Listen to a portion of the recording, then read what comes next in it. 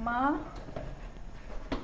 ಅಮ್ಮ ಇಲ್ಲಿದ್ಯಾ ಅಮ್ಮ? ನಾನು ಅವ್ನು ಬಿಟ್ಬಿಟ್ಟು ಬಂದ್ಬಿಟ್ಟೆ ಅಮ್ಮ. ಅವ್ನು ಯಾವಾಗಲೂ ಜಗಳ ಆಡ್ತಾ ಇರ್ತಾನೆ, ನನ್ನ ಮಾತಿಗೆ ಬೆಲೆನೇ ಕೊಡಲ್ಲ, ಅವ್ನು ಸ್ವಲ್ಪನೂ ಪ್ರೀತಿನೇ ಮಾಡಲ್ಲ ಅಮ್ಮ. ನನಗೆ ಬೇಡ ಅವನು. ಹೌದಾ, ಸರಿಯಾಗೇ ಮಾಡಿದ್ಯಾ ಬಿಡು, ತಲೆ ಕೆಡ್ಸ್ಕೋಬೇಡ. ನಾಳೆಯಿಂದ ಅವನಿಗೆ ನರ್ಕ ತೋರಿಸೋಣ.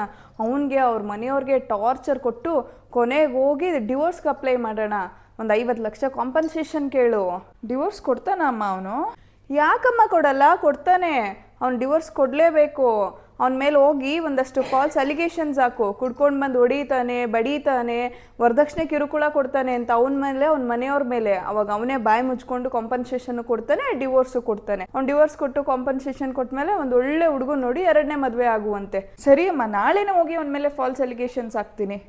ಅಲ್ಲ ಅತ್ತೆ, ಗಂಡ ಮನೆ ಬಿಟ್ಟು ಬಂದಿರೋ ಮಗಳಿಗೆ ಒಂದು 4 ಬುದ್ಧಿ ಮಾತು ಹೇಳಿ ಗಂಡನ ಮನೆ ಕಳ್ಸೋದು ಬಿಟ್ಬಿಟ್ಟು ನೀನು ಮಾಡಿದ್ದೇ ಸರಿಯಮ್ಮ, ಹಿಂಗೆ ಮಾಡು ಅಂತ ಹೇಳ್ಕೊಂಡು ಕುಳ್ಸ್ಕೊಂಡಿದ್ದೀರಲ್ಲ, ಇದು ಒಳ್ಳೆ ಅಮ್ಮನ ಲಕ್ಷಣನಾ?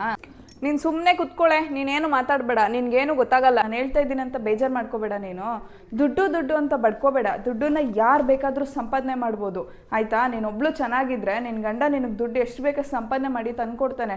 ಅವನ್ನೇ ಬಿಟ್ಬಿಟ್ಟು ಬಂದು ನೀನು ಅವನ ಮೇಲೆ ಫಾಲ್ಸ್ ಅಲಿಗೇಷನ್ಸ್ ಹಾಕಿ ನಾನು ದುಡ್ಡು ತೊಗೊತೀನಿ, ಬೇರೆ ಮದುವೆ ಆಗ್ತೀನಿ ಅಂದರೆ ಇದು ಯಾವ ನ್ಯಾಯ ಹೇಳು? ಅವನಿಗೆ ಕಷ್ಟ ಇರಲ್ವಾ? ಗಂಡು ಮಕ್ಕಳು ಅಂದಮೇಲೆ ಅವ್ರಿಗೆ ಫೀಲಿಂಗ್ಸ್ ಇರಲ್ವಾ? ಅವರು ಅವ್ರ ಕಷ್ಟನ ಬೇರೆಯವ್ರ ಹತ್ರ ಹೇಳ್ಕೊಳ್ಳಲ್ಲ.